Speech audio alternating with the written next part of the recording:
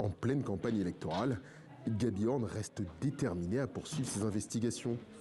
Pour le site Atlatso, une réunion de rédaction au procédé classique, sauf pour ces journalistes hongrois. Depuis 11 ans, ce média indépendant doit redoubler d'ingéniosité pour produire ses articles et transmettre des informations délivrées au compte-gouttes par les médias de masse. Pour les internautes, il est important d'obtenir le plus rapidement possible de premières estimations. Grâce à nos renseignements et notre équipe d'analystes, nous pouvons leur faire part des résultats quasi instantanément via cette carte interactive. Utilisation frauduleuse de fonds européens, lien entre Viktor Orban et des oligarques hongrois, proximité avec des partis d'extrême droite à l'étranger. Pour révéler ces affaires, le site doit contourner un système d'information centralisé et verrouillé. Pour la majorité des citoyens, il est quasi impossible aujourd'hui de ne pas être touché par l'outil de propagande initié par le gouvernement. Quand vous écoutez la radio au volant de votre voiture, toutes ces radios en lien avec le pouvoir ne contiennent aucun flash d'information digne de ce nom. Des titres de presse comme Magyar Nemzet, des radios d'information ou des chaînes de télévision. Désormais, 8 médias sur 10 sont détenus par des oligarques hongrois, proches de Viktor Orban. Des aides leur sont même versées via le KESMA, une fondation créée en 2018 pour contrôler ces 500 médias. Face à cette concentration, les derniers médias indépendants font tout pour se renouveler. Entre matinales dédiées à l'actualité et programmes culturels, Club Radio essaye d'entretenir la flamme avec ses auditeurs. Des interventions au quotidien et réalisées bénévolement pour sauver une relation de 32 ans tissée sur les ondes. Nous nous trouvons maintenant dans nos locaux de Club Radio. Ici, nous travaillons tout ensemble 80 personnes. Parmi eux, il y en a à peu près 50 journalistes.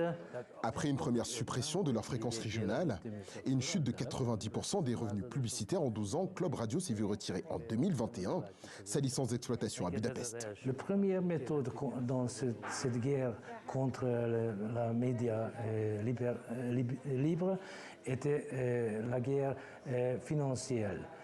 Comme Club Radio était exclu du marché de la publicité, parallèlement des autres étaient aussi exclus. Pour préserver le lien avec ses 200 000 fidèles, soit un habitant sur 9 de la capitale magyare, la radio lancée en 1990 mise tout sur les dons, 5 millions d'euros obtenus en 10 ans, et une présence exclusive sur Internet. Naturellement, il y en a toujours des personnes qui n'ont pas la possibilité d'utiliser l'Internet.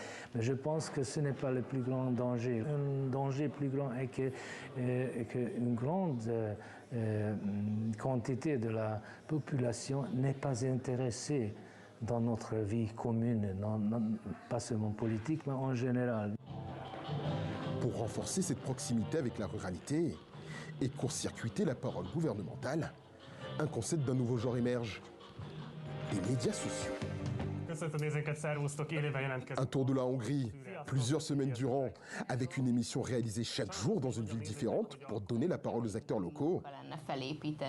C'est une opération médiatique orchestrée par un expert en la matière, Marton Gulias, ancien étudiant en art dramatique, reconverti en commentateur acerbe de la vie politique hongroise. Nous recevons des critiques qui disent « Oh, vous recevez des fonds de l'étranger ». Mais ce n'est pas recevable, car nous ne recevons pas de fonds des banques hongroises, des oligarques hongrois. Ils ne veulent pas financer quelqu'un qui pourrait être en mesure de leur nuire. Un ancien correspondant du quotidien allemand Die Welt vient d'être nommé à la tête de l'école des médias de l'université Corvinus de Budapest, la pépinière des futurs dirigeants du parti Fidesz de Viktor Orban. Une manière supplémentaire de renforcer sa mainmise sur la fabrique de l'information.